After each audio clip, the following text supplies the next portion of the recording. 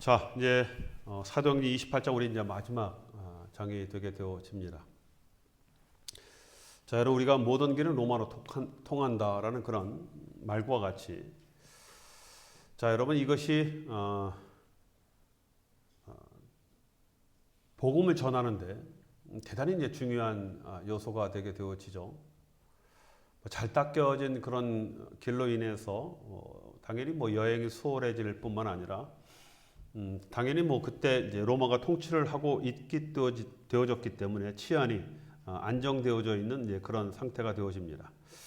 또 헬라어로 웬만한 도시에서도 뭐 의사가 다 이 말이 통하지 않겠습니까? 웬만한 대도시 같은 경우는 당연히 헬라어를 사용을 하기 때문에 복음을 전파하는데 대단히 중요한 그런 조건이 되게 되어집니다.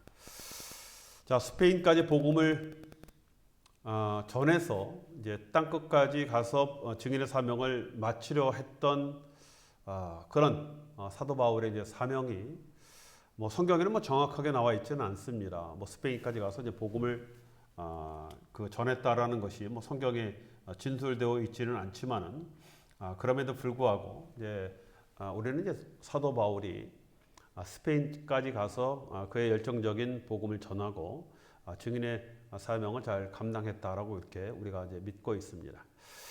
자, 여러분 사도 바울이 이제 로마로 가는 그런 과정에 뭐 광풍을 만나지 않습니까? 뭐 그래서 이제 배가 파선을 하게 되어지고 그 파선한 배가 도착한 것이 멜리데 섬이다라고 성경은 나와 있고 거기서 이제 석 달 동안 머물게 되어집니다.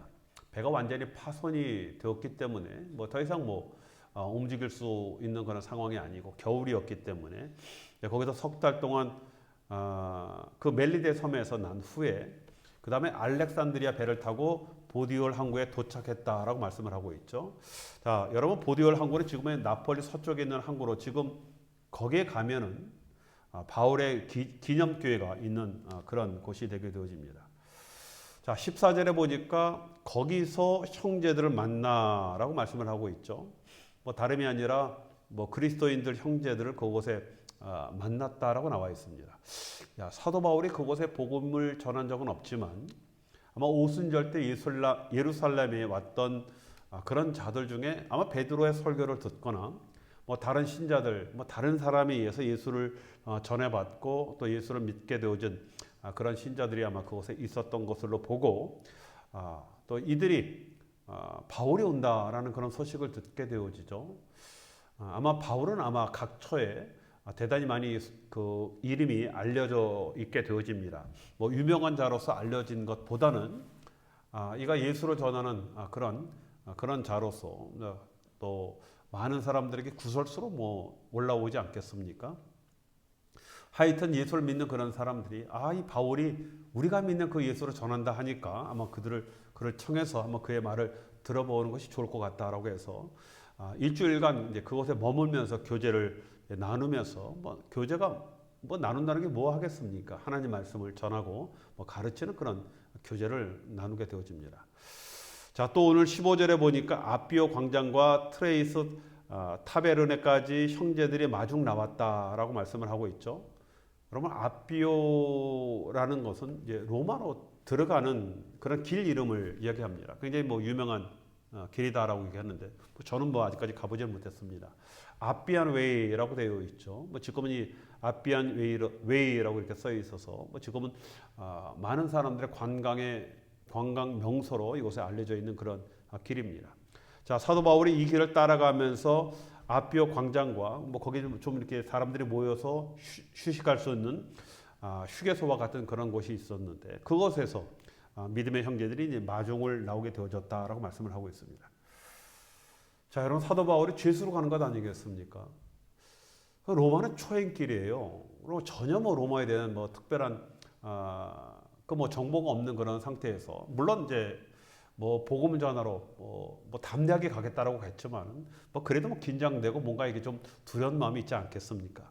자, 그런데 전혀 생각지 않게 믿음의 형제들이 사도 바울을 이제 마중 나오게 되어집니다. 전혀 예상치 못한 그런 일이죠. 그리고 이들이 와서 사도 바울을 이제 격려하고 또 위로하면서 용기를 북돋아지게 되어지는 겁니다. 자, 그래서 말씀해 보니까 사도 바울이 저희를 보고 하나님께 감사하고 담대한 마음을 얻게 되었다라고 이렇게 말씀을 하고 있습니다. 자, 여러분, 때로는 우리가 고난과 역정의 길을 갈 때 어떨 때는요 그런 마음이 들죠. 혼자인 것과 같은, 정말 나만 이렇게 그냥 이 어려운 길을 나 혼자 가는 것 같다라는 그런 생각을 가질 때가 있지 않습니까? 자, 여러분, 그런데 하나님은 결코 이렇게 혼자 그런 주의를 하지 않게 하시고, 또 주변에 많은 동역자들을 만나게 하고, 또 그들을 통해서 이제 용기를 얻도록 그렇게 하셨다는 겁니다.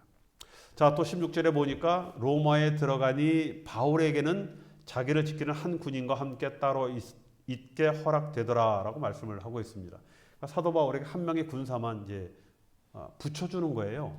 자, 그러면서 이제 가택연금을 이제 하게 되어지죠. 재판 날까지 사도 바울이 아직까지 죄가 판명이 되지 않았기 때문에 자유롭게 이제 사람을 만날 수 있는 그런 이제 길이 생기게 되어진 겁니다. 그냥 옆에 그 군인 하나만 붙여 있었기 때문에.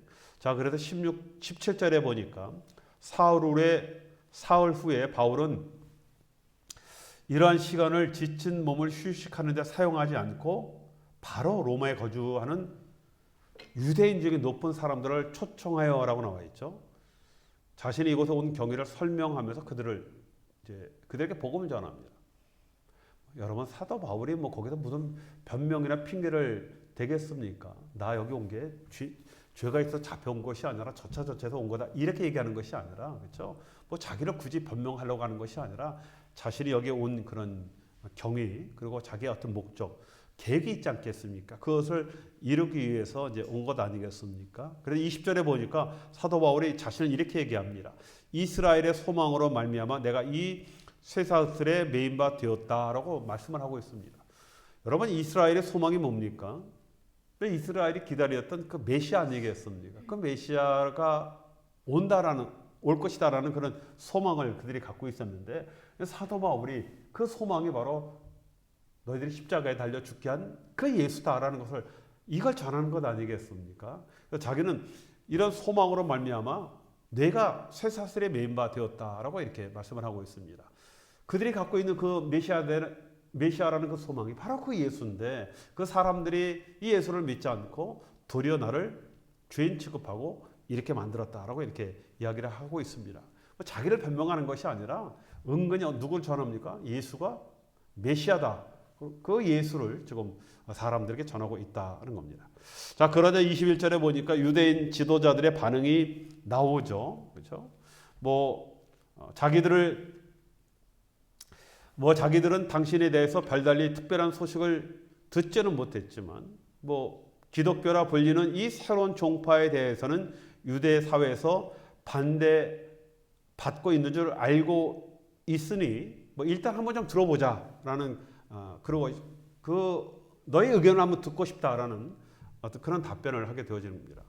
이들도 듣는 거예요.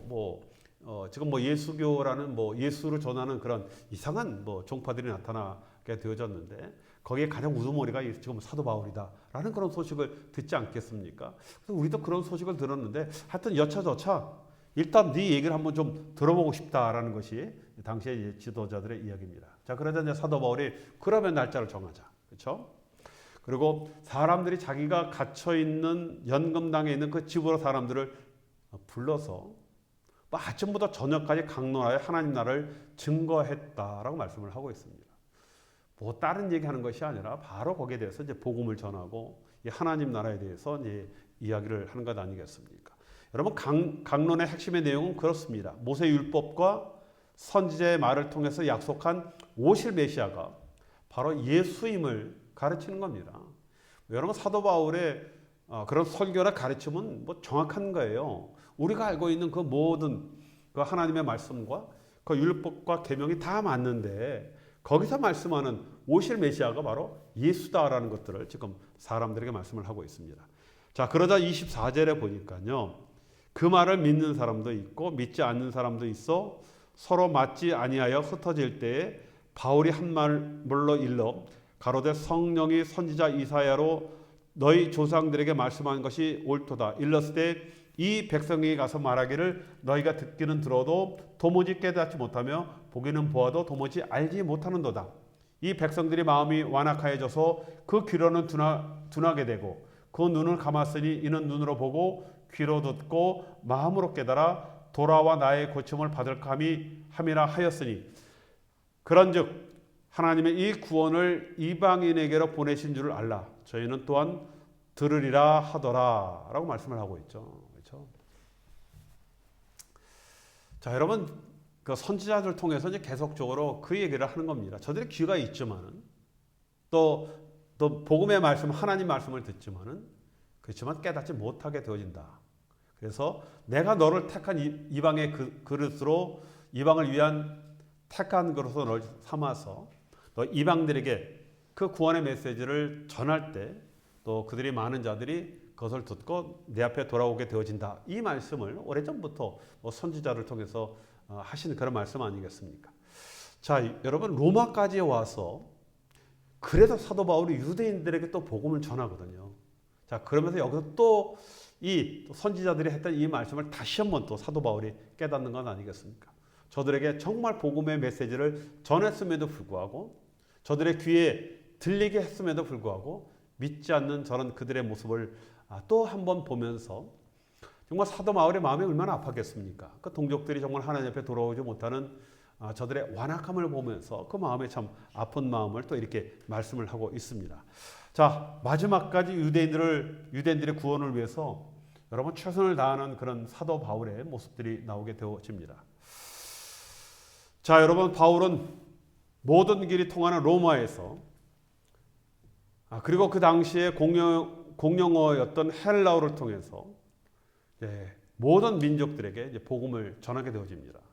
자, 여러분 로마에 얼마나 다양한 사람들이 모이겠습니까? 뭐 모든 길은 로마로.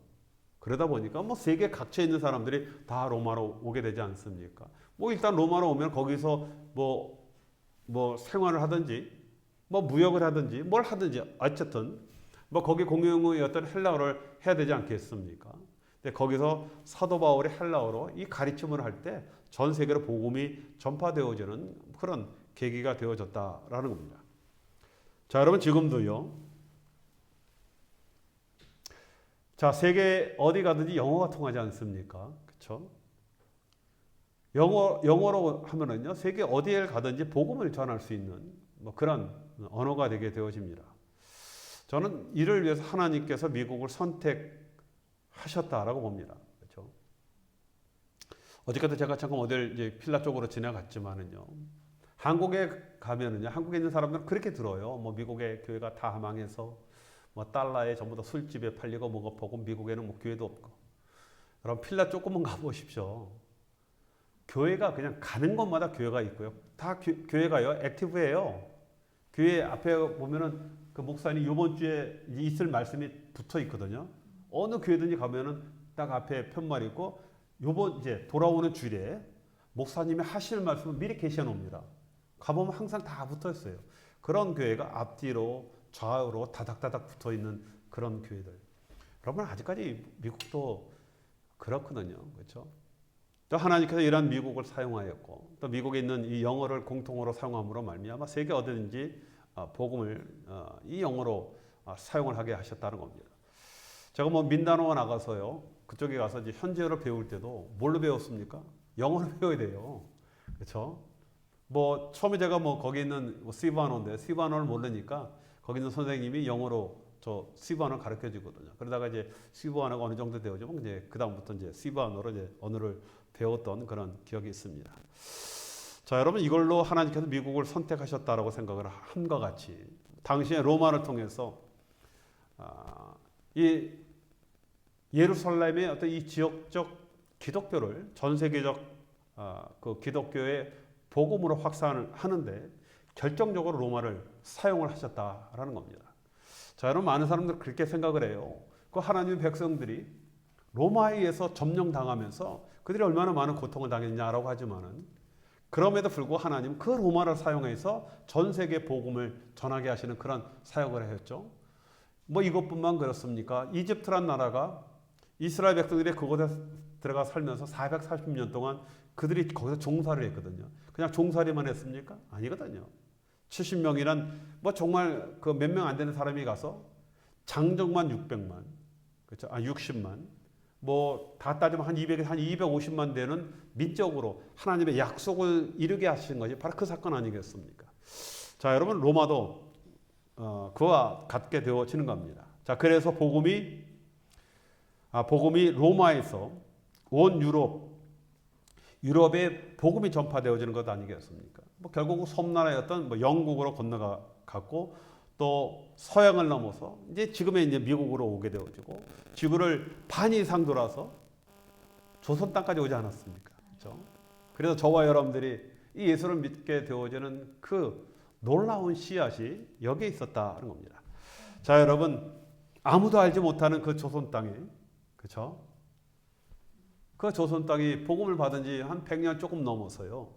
전 세계에 선교사를 가장 많이 선교사를 파송하는 그런 선교 대국이 되지 않았습니까? 인구당 선교사 파송으로 비율로 따진다면 아마 대한민국이 가장 많은 선교사를 세계에서 보낸 그런 민족이 되게 되어지는 겁니다. 자, 주를 위해서 이렇게 헌신하고 수고하는 그런 민족들을 하나님 반드시 축복하시죠. 그렇죠? 지금 뭐 한국이 많은 사람들이 지금 연구하지 않습니까? 저 나라가 그렇게 많은 외세 침략을 받았어도 망하지 않고 또 지금도 자원도 아무것도 없는 저런 나라가 뭐 대단한 나라 아니겠습니까? 그런 나라로 되게 되어진 것. 이것이 바로 하나님의 축복이 되게 되어진다라는 겁니다. 자, 또 30절과 32절의 말씀에 보면은 바울이 온 이태를 자기 셋집에 유하여 자기에게 오는 사람들을 다 영접하고 담대히 하나님 나라를 전파하며 주 예수 그리스도께 관한 모든 것을 담대히 거침없이 가르치더라라고 말씀을 하고 있습니다. 저는 사도 바울이요, 우리가 말하는 그 속된 말로 정말 오지랖 넓게 모든 사람들을 다 자기 집으로 오는 거예요. 사람 만나면 우리 집으로 오라고, 우리 집으로 오라고. 그래서 뭐 자기가 뭐 마당발 같이 넓히는 것이 아니라 뭘 한다고요? 예수를 전하는 거예요. 하나님 나라를 전파하고 예수에 관한 모든 것을 어떻게 해요? 담대히 거침없이 가르치더라. 자, 그 목적으로 오직 이 복음을 전하고자 하는 그런 목적으로 여러 사람을 만나면서 그들에게 복음을 전하고 그들에게 말씀을 가르치는 그런 사도 바울의 모습이 나오게 되어집니다.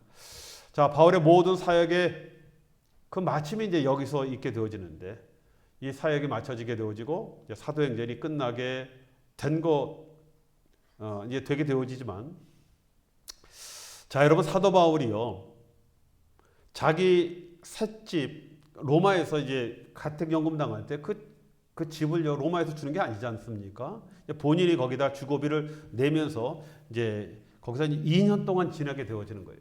많은 사람을 추천하고 말씀을 가르치면서 말씀만 가르치는 것이 아니라 이 2년 동안 지내면서 여기서 옥중 서신으로 보내는 에베소서, 골로새서, 빌립보서, 빌레몬서를 여기서 기록을 하게 되어지는 겁니다. 2년 동안 가택연금을 당하면서. 그렇죠? 자, 여러분 학자들의 연구에 의하면요, 사도 바울은 2년간 연금 후에 석방이 되게 되어지죠. 뭐 2년 동안 계속적으로 거기서 있었던 게 고소인들이 있지 않습니까? 유대인들이 고소를 했는데 뭐 고소인들이 와갖고 뭐 정확한 그 죄목을 대해서 뭐 고소가 돼갖고 뭐 재판이 되어져야 되는데 이게 되어지지 않으니까 결국 이제 석방이 되게 되어집니다. 2년 동안 그냥 로마 사람들이 보호해주면서 그 병사가 뭐 호위해주면서 복음을 전하는 그런 기회가 되게 되어집니다. 그래서 2002년 후에 이제 석방이 되어지고, 자, 그때 이제 기회만 되면 가고자 했던 그 서바나, 지금의 이제 스페인 그 전도 여행을 떠난 것으로 생각이 되어집니다. 로마서 15장 24절에 보면은 이제 서바나의 얘기가 나오게 되어지거든요. 자, 그때 전도 여행을 이제 떠난 것으로 이제 추측을 하는 겁니다. 자, 그 후에 다시 이제 와서 마게도냐와 아가야 지방으로 다시 돌아오면서 거기서 디모데전서와 디도서를 이제 기록했다라고 이렇게 우리가 이제 보고 있습니다. 자, 그 후에 이제 네로 황제에 의해서 기독교로 이제 박해받지 않습니까? 그때 다시 체포되어져서 다시 옥에 또 갇히면서 옥중 생활 중에 마지막으로 그때 디모데 후서를 썼다. 그렇게 이제 보고 있어요. 그렇죠? 서바 아마 그 스페인에 가서 이제 돌아와서 그다음에 마게도니아와 아가야 지방 뭐 에덴이나 그런 쪽이 있지 않겠습니까? 고린도라든가 고린도라든가 뭐 그 지역을 이제 돌아보면서 아까 디모데 전서와 디도서를 썼다라고 얘기했고, 그다음에 디모데 후서는 이 이 네로 황제 때 그때 다시 잡혀가지 않습니까? 그래서 이제 로마에 다시 한번 이제 옥중에 두 번째 로마에서는 이제 옥중에 들어가면서 그때 이제 디모데 후서를 마지막으로 쓰면서 이제 사도 바울이 순교했을 것이다라고 그렇게 생각이 되어집니다. 결국 자 여러분 우리가 그 옥중 서신과 로마에서 썼던 것을 옥중 서신과 그 다음에 디모데 전 후서 디도서를 이제 이때 썼다라고 이렇게 우리가 이제 보고 있습니다. 자 여러분 그런데 중요한 것은요. 뭐 사도 바울이 이제 순교를 하지 않습니까? 뭐 그렇다고 이제 사도행전 얘기가 여기서 끝나는 것이 아니다라는 겁니다. 그렇죠? 여러분 사도행전을 누가가 썼던 목적은요. 사도 바울이 이렇게 해서 마지막까지 로마에서 끝까지 복음을 전하고 이런 많은 서신을 쓰고 그가 위대한 삶을 살았다. 이걸 우리에게 전하기 위함이 아니에요. 그렇죠? 그러면은 좀 문제가 있다라고 봅니다. 여러분 사도행전의 이야기는 여기서 끝나는 것이 아니라 지금 저와 여러분들이 이 사도행전 안에서 살아가는 겁니다. 그래서 누가는 바로 이것을 목적으로 좀 사도행전을 쓰고 있는 겁니다. 그래서 지금 저와 여러분들이 지금 우리가 이어서 이런 사도행전 이야기를 써 나가야 한다는 겁니다. 사도행전 28장 31절 이후에 이어질 그 뒷이야기를 우리가 써나가는 것 아니겠습니까? 여러분 그 안에는 뭐 나의 스토리도 있고 여러분들의 스토리도 있고 우리 교회의 스토리도 있고 여러 많은 대단한 그런 스토리가 있지 않습니까? 우리 대한민국 뭐 그런 스토리가 있고 또 미국 기독교 역사에서 또 선교 역사에 그런 뭐 여러 가지 굉장히 많은 주의 종들과 그들의 수고와 눈물과 땀의 스토리가 쓰여지게 되어지는 겁니다. 자 오늘도 우리가 담대히 하나님 나라를 전파하면서 주 예수 그리스도에 관한 것을 가르치는 그런 자가 저와 여러분들이 되어야 한다는 겁니다. 자, 그런 자는 더 이상 이제 사도 바울이 아니라 저와 여러분들이 그런 자가 되어야 한다는 것을 좀 사도행전이 마지막으로 우리에게 말씀을 하고 있습니다. 자, 그러한 증인으로 삶을 사는 저와 여러분이 되시길 주님의 이름으로 축원드리겠습니다.